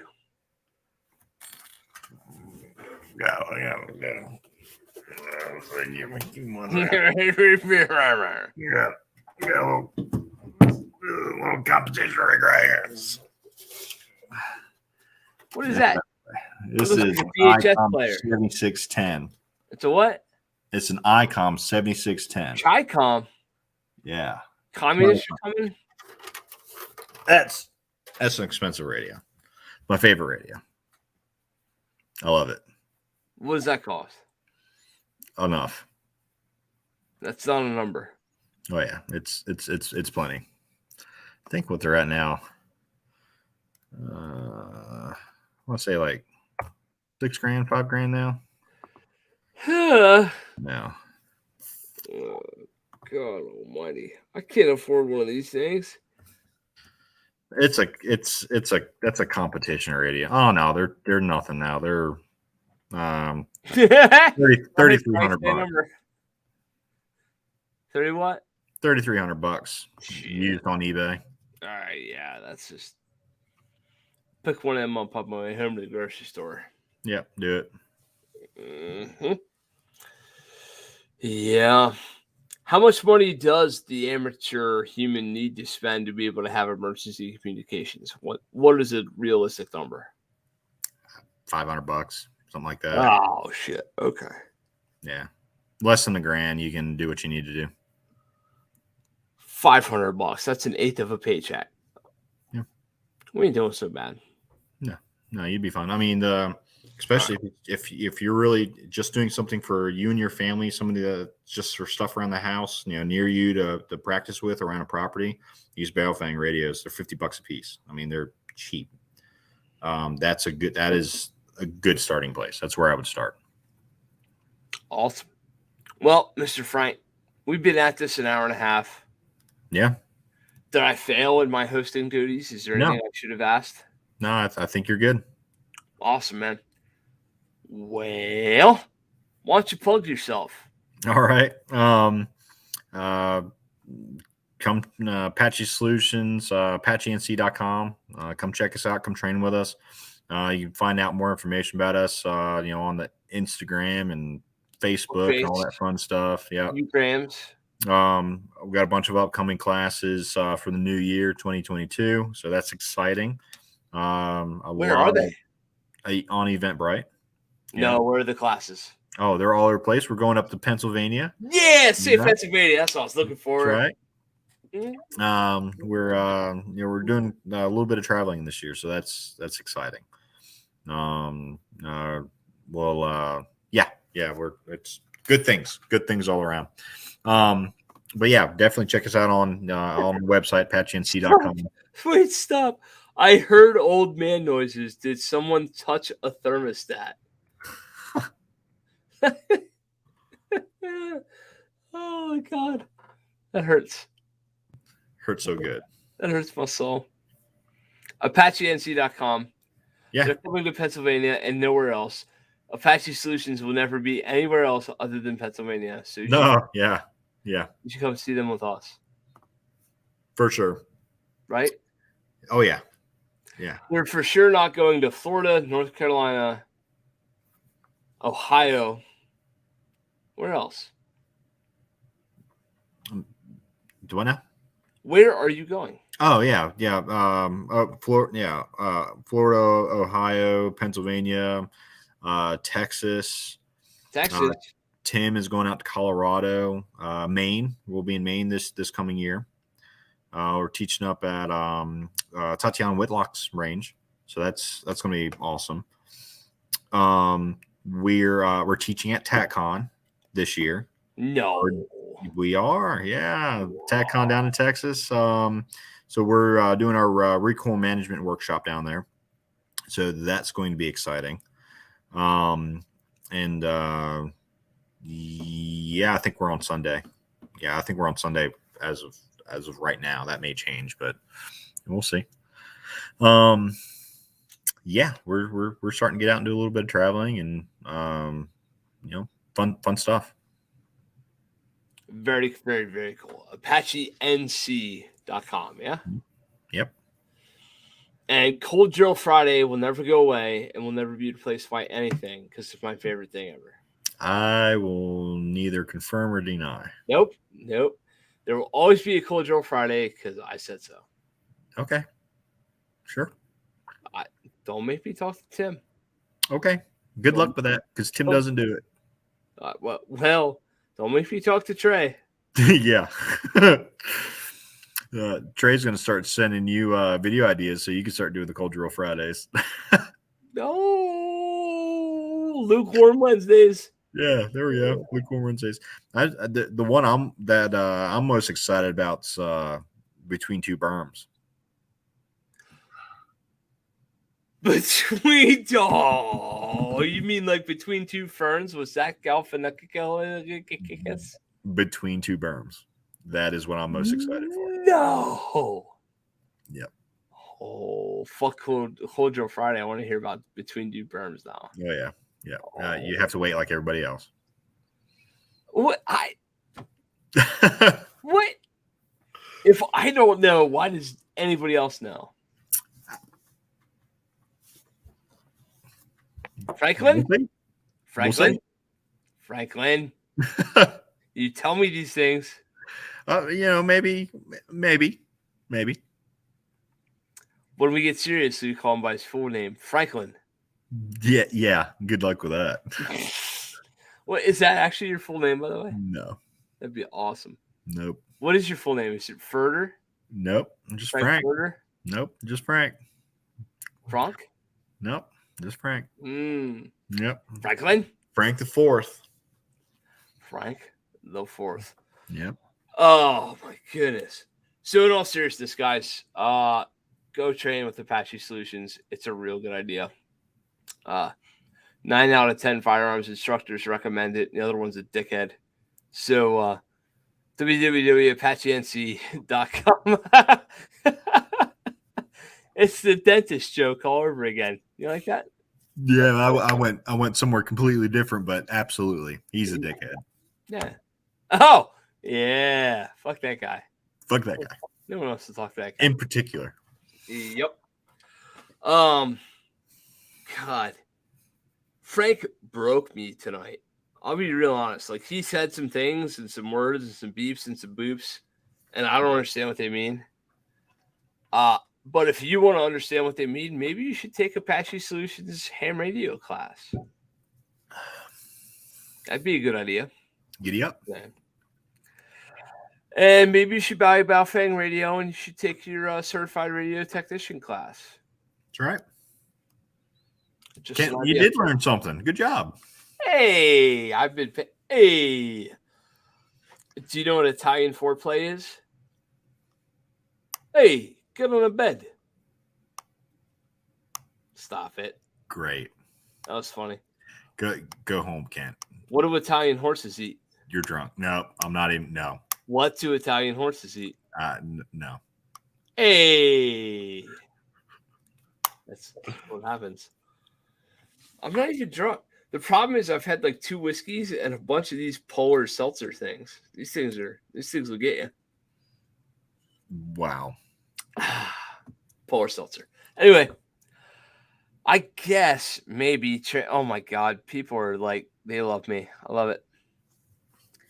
I feel alternative podcast. I am a national treasure. Did you see that? I did see that, and I wasn't going to admit it. I don't. National treasure may be too strong. Regional treasure? Local treasure. Tri-county treasure? Tri-county. Does that count? Am I at least a tri-county treasure? I don't know. Oh my God. www.greenmountaindefense.com/affiliate-links. If you're going to buy gun stuff anyway, you might as well buy it to help us support the show. TJ is in beep boop jail at the moment. If anybody's wondering where TJ is, the Russians are angry. They're trying to hack things. TJ is trying to stop them. Yep. By the Russians, I mean Frank. And by trying to hack things, I mean he already fucked with TJ, and now he's off the show for a couple weeks. Cause deuces. Oh God, that poor guy. I was like, TJ, did you set up the show for this week? He's like, no, I has problems. Like, what problems? He's like, I has technical problems. Yep. I must talk to people. So while TJ is talking with the chief financial officers of the Fortune 500, explaining to them why their beep no longer boops. Yep. I don't know. You might be stuck with me. Yep.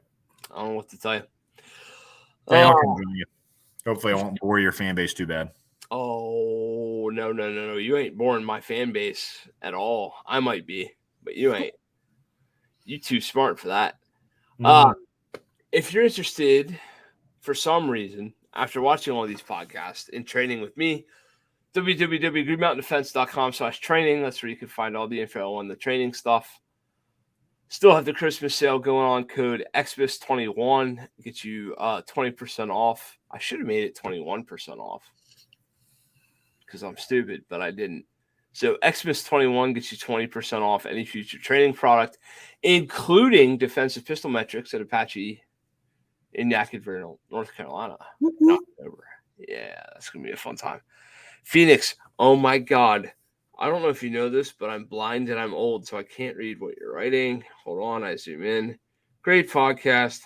Kent's using technology. No, I'm not using technology. It does not work. What else? Listen, guys. I got a text message and a couple Facebook beep boops from a person who really matters to me on planet Earth. And if you're affiliated, whether loosely or interpersonally, with some people and the holiday season is coming up, you might want to check on those people. There's some folks in the hospital who are struggling with the COVIDs. There's some folks who are having a rough time this Christmas season. There's some folks who might be, I don't know. Things aren't easy in all the places all the time. Right. So good man shit, good woman shit, good American shit is to check on the people that matter most to you. So tonight's podcast message is not a t-shirt. It's not a charity.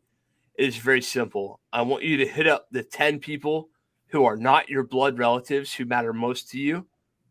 And I want you to make sure they're okay today. Because you never know who's who.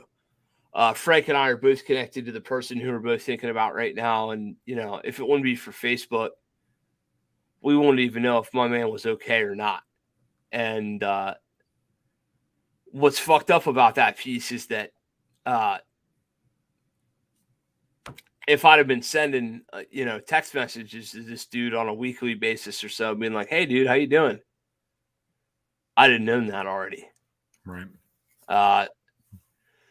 So reach out, do the things, be the community person. We talked about ham radio and the ability for comms to help people in dire situations and bad circumstances and all that kind of stuff. You don't need your technician's license and $1,000 radio to be able to check in on your friends. Shit, man. I got an iPhone. I can check in on my friends right now. The world is not in pieces, and we do not need specialty communications knowledge to check in on the people that matter the most to us. So while we're talking about all that, man, hit them up, whoever they are. Give me your top 10 and hit them up.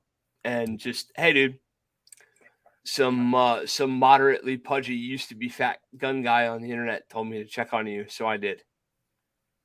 And you might be surprised what you find. I'm going to phrase it just like that when I do mine. I would. All I'm asking for is for 10. That's all I got for you. Mr. Frank, thank you so much for your continued support of the show and for your continued knowledge base. Yeah, man. Anytime. I appreciate it. Thanks for having me on. And, I feel like I kind of forced myself on from last week's show to this week's show. So, Nope. Let's be honest. If I didn't want you on here, you could be on here anyway. UHF, HRF, VHC, WXY, PTZ, 3. Yeah, you're not wrong. And you just be on here anyway. So we might have to do another patchy takeover sometime. So we'll figure that out. No, we won't. You'll just do it. So if our viewers ever expect to see TG and I again, and well, we're not here. You'll know why. Like, favorite, subscribe, and share. Support those who support the channel. Thank you to Primary Arms. Thank you to Green Mountain Defense. That's me. I support myself. Buy the t-shirts.